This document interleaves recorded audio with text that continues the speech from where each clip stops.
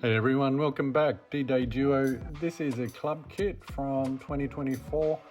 It's sat in my stash for, well, over a year now. When was it? August 2024. It's one of those ones, pretty cool. I like the Airfix club, bit of a fanboy. So I finally got around to having a look at it. The one I'm doing here is the 50541 Squadron, Royal Air Force, Benson, Oxfordshire, England 1944. So this is a PR.19, as you can see there, and yeah, blue's my favorite color. Photo reconnaissance, really nice plane. Sometimes also, I'm not going to lie, it's nice to do a monocolor because I'm not fooling around with masking, and I've been pretty busy with work and so on in the last few weeks. Another disclaimer, pretty quick. I just noticed as I was editing this that there was a bit of white on the Invasion D-Day black there. It was a speck. It was a bit like seeing snot on kid's face after the family photo, after you've paid the money. So don't hit me up in comments over that. It was purely just a bit of debris that got left behind, basically. Anyway, the kit itself, yeah, it's nice. I mean, Airfix kits, they are what they are, and especially in this case, what would I say? The club limited edition, you got to be a member, so do join. I mean, I'm not telling people what to do, but I think it's pretty good value on the whole, and I live on the other side of the world. In this case, yeah, I'm doing the Spitfire. I think it was 2009, so it's not a new kit, and fair enough. It's one of those ones that, yeah, like a lot of club stuff, yeah, is what it is, I'd say. Having said that, it's a nice little kit. I think one of the things that everyone forgets, and I kind of harp on about this a bit, is that the original idea of these Airfix kits was not for guys like me, well into middle age, let's say, being generous, to be bitching and moaning about details.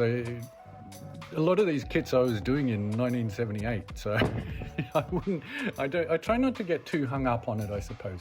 Having said that, I think with a bit of practice and dedication, you can still make these kits really, really nice. And the converse of that, of course, is that you can still screw them up just as well as when I was an 8-year-old. So there you go. Like I say, it's not the most recent kit, but it's a nice enough kit. It's not too much flash. There's a little bit of cleanup and things like that. Actually, I should be more clear. There's no real flash on these modern kits. It's just a bit of cleanup as you pull it off the sprue. It's quite a well-designed kit, I'd say that. One thing I do use is my own homebrew on the interior green for RAF planes. Again, I wouldn't get too hung up on it. It's just, to me, it's one of those things I can't remember. I've had it years and years. It's like just a flat, dull olive green, like you can see there. So, yeah, choose whichever one you want. Again, it's pretty basic sort of stuff, but at 1/72nd, it's nice to sort of do a lot of super detail, and I definitely do. I mean, there's plenty of builds where I've gone to town on things like the cockpit, but in perspective, I've spent, say, a weekend doing a 1/72nd cockpit, never seen it again. I suppose I could dig in if I really wanted to, but yeah, I think sometimes it's the satisfaction of building it as best you can rather than any visibility issue. My pilot painting probably could be a bit better. Again, these aren't the best figures, let's say, to deal with, but yeah, it still looks fine from a distance up on the shelf, so I don't get too worried about it. Yeah, just it's a minimal detail, which, look, sometimes it's nice. As I mentioned, I've been busy with work and so on, so it's quite nice sometimes not to get too caught up in super detail and stuff, and especially if you're not in the right mood or you're pushed for time, it's the wrong time to get into really involved kits, and sometimes it's just nice to take a break and do something a bit simpler. So as an example, I've got a 1/32nd 109 on the bench at the moment, and that's fine, because as I've gotten a bit more on top of real world things, I've been quite happy to spend a few hours here and there through the week in the evenings doing that. But the other week when I was doing this, it was a lot more chaotic.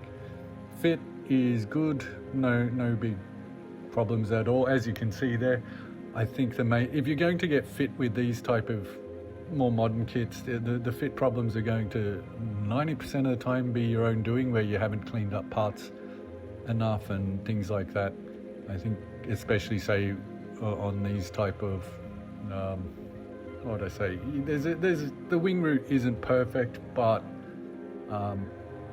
again, it's a 15-year-old kit that even at its prime was probably £5 or £6 or $15 or whatever at the time. So keep that in mind. Goes together really nice. And I'd also say I don't think I've done a Mark 19 before. If I have, I was too young to remember. But you can see that there is something really gorgeous about the Spitfire wings, and I'm sort of in that zone of I love Spitfires, but there's a little bit of me that resents they get all the limelight. But anyway, what I'm doing here is I'm using the masking fluid, but I'm using a water-based one to just let it run into those camera ports, viewing ports. I'll sometimes do this even on the cockpit glass itself, just purely to get into some of those rounded corners. And I did have a bit of ganky, I don't know, cat hair or something on it before, but that's gone. So you can see there with the water-based ones, and I think this was the Neo, you can dilute it down and let it, basically capillary action flow in. It's always a bit of a hassle getting it back out, but there's worse to do. So I just use cut-down toothpicks sometimes to get into the gaps. Having said that, I don't think these were big problems. Once I've filled the gap and sanded it, I normally put a little bit of paint, whichever I'm using. In this case, I've used, as you can see, intermediate blue, and just to sort of brighten it up, I added some pure blue number 5 Mr. Color. In the intermediate blue, it's generally made more what I would call a US Navy blue, so Wildcats and all of those US Navy type planes, those mixed blue ones. So I'm actually pretty happy with the blue that come out. I couldn't vouch for the authenticity as such, but I think generally if you think it looks right, it probably at least is in the zone. If you think, oh no, what have I done here? And that happens. I start spraying and I'm like, oh, I've misjudged this, especially as you start putting it down in reality rather than, say, even spraying on a bit of paper. You can sometimes realize, oh, okay, I've messed up here and I need to reevaluate the situation. So in this case I was pretty happy with that blue combination. So because the lacquers dry so fast, what I'll do is I'll paint basically most of it, and then I'll come back. Being 1/72nd, and it definitely not what I'd say a high-end kit, I went with the decals. They're no issues at all. It's just purely that they're big decals in this case. And if anything, the viewing ports for the camera gear was quite handy because it allowed you to line it up. But no big problems with the decals. The only thing I'd say is I think the port side viewing port, if that had been cut out, that would have made life much easier because it was a bit messy to hack that out with a blade. I'm using Mr. Softener there. The reason I'll sometimes go, well, I've used it for a long time, but it's pretty heavy duty. I think stronger than the Microsol. So over a couple evenings, I think in this case, I really bogged it on and let that soak in to try and take away the effect of any big decal. Other than that, there's nothing hugely tricky. As I say, cool decals, the cartograph, so there's nothing to complain about.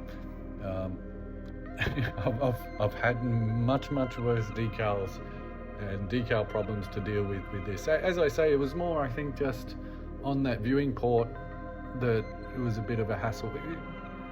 Even on getting the roundels lined up was nice, because the way they've done it in two parts, if you do that right and get that lined up, the roundels almost line up exactly in place. So you can see here there's minimal messing around at all. Oh, one thing, as we're getting into the nice cool plane look, and wow, you can see the wings there. I mean, it still brings a smile to my face seeing these, and I'm not going to lie. Even though, like I say, I'm hardly my school days are very far behind, but when I get to this plane, to this point in a build, it's not uncommon to hear as I'm kind of having a bit of a play, imagining it flying. I'm not gonna lie, I do it. I think everyone does it. I'm just being honest about it, really. I think that's just really one of those cool parts about doing what we do. As I was about to say though, do hit me up in the comments and all of that, because I really do like hearing from everyone. I think it's something that since I've been doing this, I've enjoyed learning from people, definitely. But yeah, it's just nice to hear what people have to say, and I do value those comments and opinions. So yeah, definitely do that, and at the end of the day, keeps YouTube happy as well. At this point, I'm really just going into the detail. There's that 5-bladed prop. At this point, and this is more getting into the technical history, really around this point, the prop planes were starting to reach, I think in reality, their theoretical maximums. Again, because it wasn't a huge high-end 1/72nd plane, I've just come through and dabbed on the yellow safety tips on those propellers, but yeah, these 5-bladed planes were really getting to the theoretical maximum of what they could do. I did this in flight, so I've got a bag and some of those stands left, the Airfix ones. Yeah, so there you go. It's starting to look pretty cool. I had to do a bit of drilling and hacking to make the Airfix stand fit, but that's not a big deal at all. And in the background, you'll see there, I've also got my own little 3D printed stands that I've actually started using quite a bit. They're just prop stands. This was the bit that, this would probably be the most annoying part in the whole build. It was just fiddly to get that fixed up around that viewing port.